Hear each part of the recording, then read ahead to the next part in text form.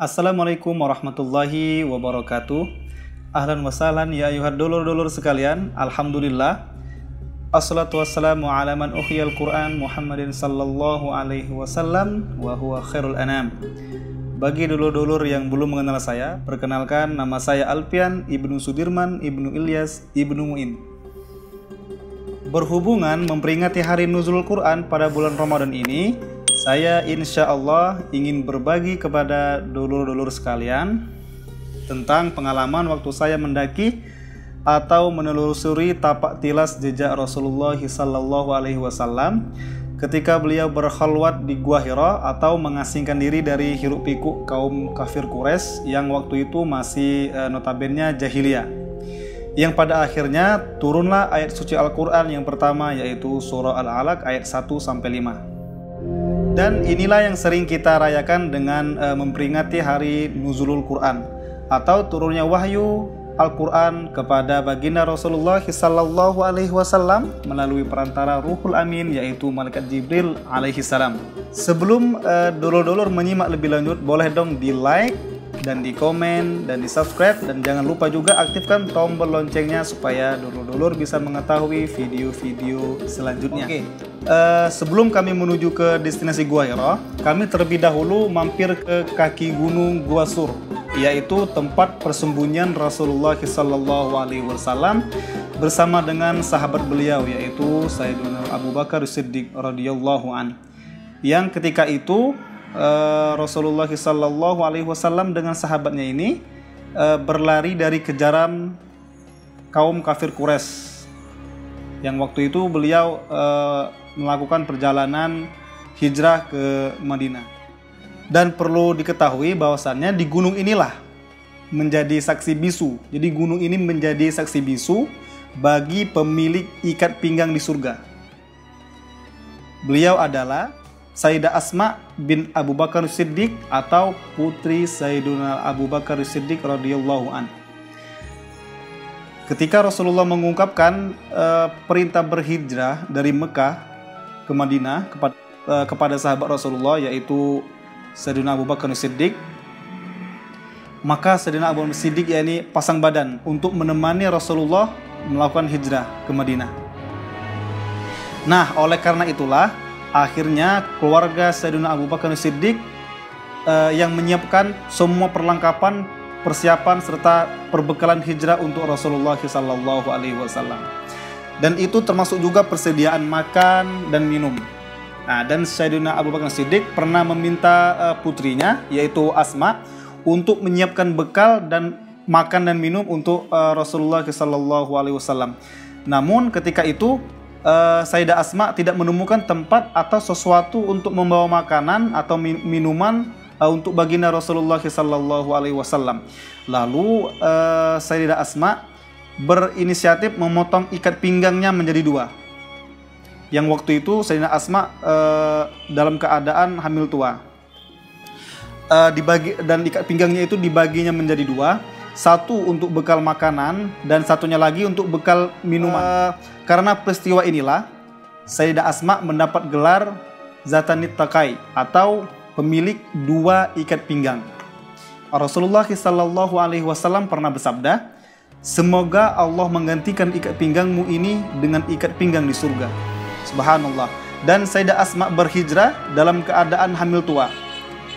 Dulur-dulur bisa bayangkan, dengan kondisi seperti itu dan keadaan teriknya gunung pasir di Mekah pada saat itu, Mekah dan Madinah, pastinya lelah payah yang dialami oleh Sayyidah Asma. Dan akhirnya dari rahim beliau lahirlah seorang bayi yang pertama kali lahir di Madinah dari umat muslimin yang berhijrah. Lahirnya putra daripada Asma ini membantah telak kutukan dari kaum Yahudi Madinah. Mereka mengatakan bahwa tidak akan ada bayi yang lahir di Madinah setelah masa hijrah. Ialah Abdullah bin Zubair yang kelahirannya disambut gembira oleh seluruh penduduk Madinah. Sayyidah Asma wafat pada usia 100 tahun. Jadi Sayyidah Asma ini memiliki umur yang panjang. Ketika beliau di usia yang 100 tahun ini, beliau masih memiliki gigi yang masih utuh. dan beliau masih memiliki ingatan yang masih prima, masih kuat.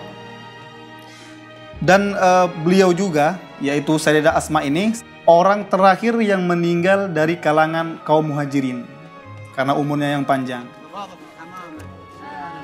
Dan sangat disayangkan kita tidak bisa mendaki ke atas Gua Sur, yaitu tempat persembunyian Rasulullah SAW bersama sahabat beliau, dan juga menelusuri tapak tilas Sayyidah Asma ketika memperjuangkan dalam keadaan hamil membawa bekal makanan untuk Rasulullah SAW. Karena ke Gua Sur itu memakan pendakian yang cukup lama, karena ditakutkan nantinya tidak cukup waktu untuk meneruskan ke destinasi selanjutnya. Oke, setelah kita mampir sejenak di kaki gunung Gua Sur, lalu kita melanjutkan perjalanan ke Gua Hira. Dan di tengah perjalanan kita melewati tempat yang mana di tempat itu dilakukannya manasik haji. Dan di sana terdapat ribuan tenda, sampai teman saya bilang kayak ladang sawah menanam tenda karena saking banyaknya tenda di sana. Tinggal dipanen itu sudah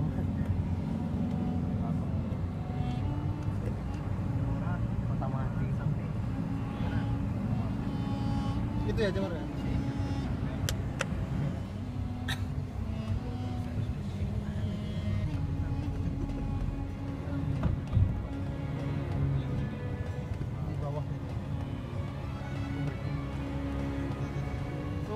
Di tempat kami berhenti itu adalah tempat kaum muslimin melakukan lempar jumroh ketika melaksanakan manasik haji.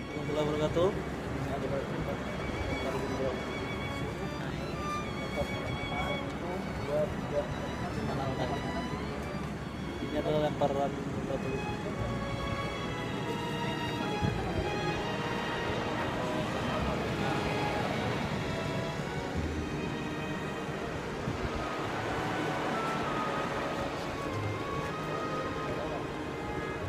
Setelah dari sana, kami melanjutkan perjalanan menuju ke Gua Hira dan melakukan pendakian yang tidak terlalu lama, karena Gua Hira ini atau Gunung Jabal Nur ini, Gunung Hira ini tidak setinggi Gua Sur, dan perjalanannya itu hanya memakan waktu 1 jaman lebih lah, karena sekarang sudah ada tangga buatan di sana di sisi gunungnya.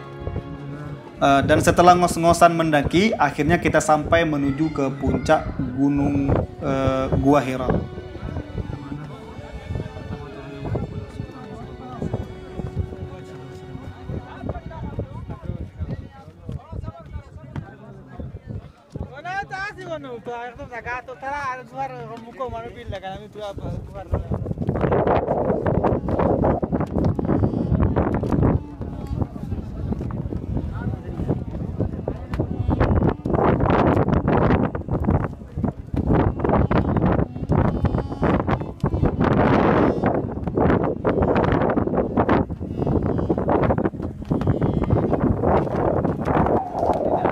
Disinilah kita mengetahui bagaimana perjuangan Rasulullah SAW, yaitu perjuangan Rasulullah sebelum turunnya wahyu kepada beliau, yang mana ketika itu beliau umurnya mencapai 40 tahun.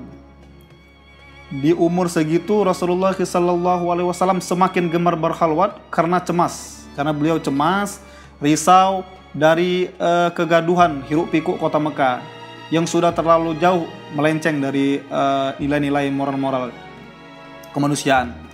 Tak jarang beliau itu berhari-hari bermalam-malam di Gua Hira, dan terkadang sebulan penuh menyendiri di sana. Dan perlu dolor-dolor ketahui, gunung ini ketinggiannya mencapai 281 meter dan rentang jalur sepanjang 945 meter. Tak jarang istri tercinta beliau, yaitu ibunda kita Ummul Mukminin Sayyidatuna Khadijah radhiyallahu anha, sering menjenguk beliau guna menghantarkan bekal makanan, selimut. Bayangkan dengan jarak yang jauh itu, yaitu jarak antara Mekah ke Gunung Hira ini adalah sekitar 6 km. Dengan terjalnya Gunung Gua Hira ini, beliau lakukan itu, yaitu Sayyidah Khadijah radhiyallahu anha melakukannya demi kecintaannya kepada Nabi kita Muhammad sallallahu alaihi wasallam. Ketika kita sampai di puncak, kita tidak bisa langsung ke Gua Hira. Karena letak Gua Hira itu ada di sisi puncak gunung, tidak berada tepat di puncak gunungnya. Tetapi kita mesti sedikit turun ke arah yang berlawanan. Jadi ketika kita naik Gua Hira, misalnya menaik dari sini, nah Gua Hira-nya itu ada di sisi yang lainnya. Turun sedikit ada di sisi yang lainnya. Nah dari atas gunung ini sudah kelihatan Gua Hira-nya karena hanya turun sedikit saja. Nah, inilah tangga menuju ke Gua Hira. Puncak, turun lagi ke bawah. Dari sini nampak Masjidil Haram, itu Tower Zam-Zam sudah nampak. Dari sini kita masuk ke lorong, masuki Gua Hira. Ada buat tenda.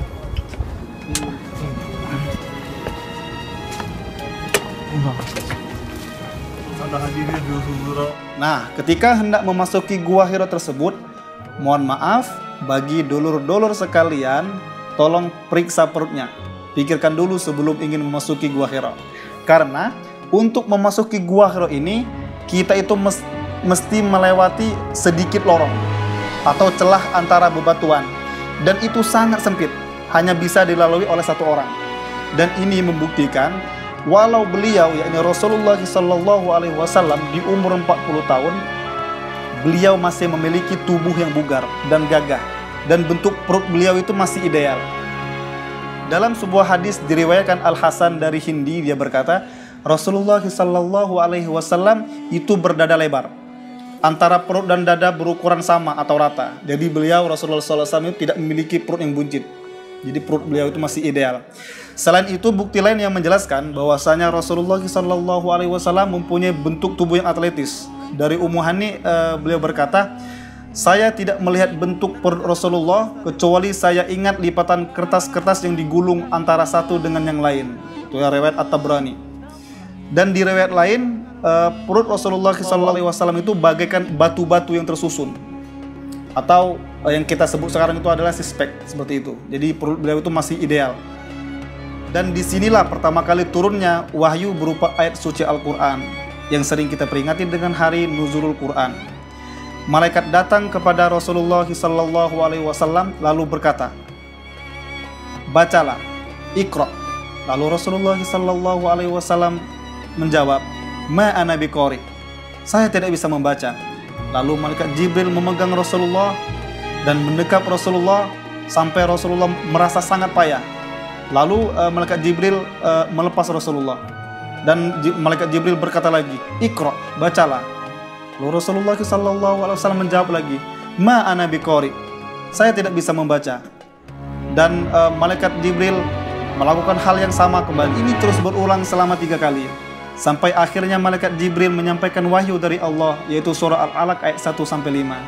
Iqra bismi rabbikal ladzi khalaq, khalaqal insana min 'alaq. Iqra wa rabbukal akram, alladzi 'allama bil qalam, 'allamal insana ma lam ya'lam. फर्जी पढ़ा रहे जितनी बात ये पार्ट में जितनी नहीं और रजामंदी के नाल काम करा रहे जबरदस्ती कोई भी किसी ने निकाल ये कैसी जगह भाई निकल ले जाना फिर पढ़ लेना निकल जाओ यार मैं और Saya sekarang tepat berada di atas Gua Hira, dan di bawah sini adalah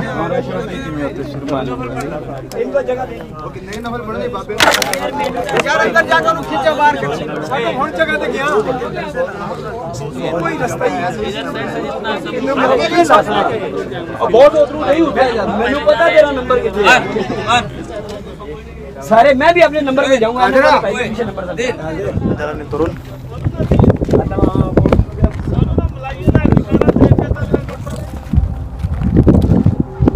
Inilah kunjungan kita ke Gua Hira buat pertama kali Rasulullah menerima wahyu.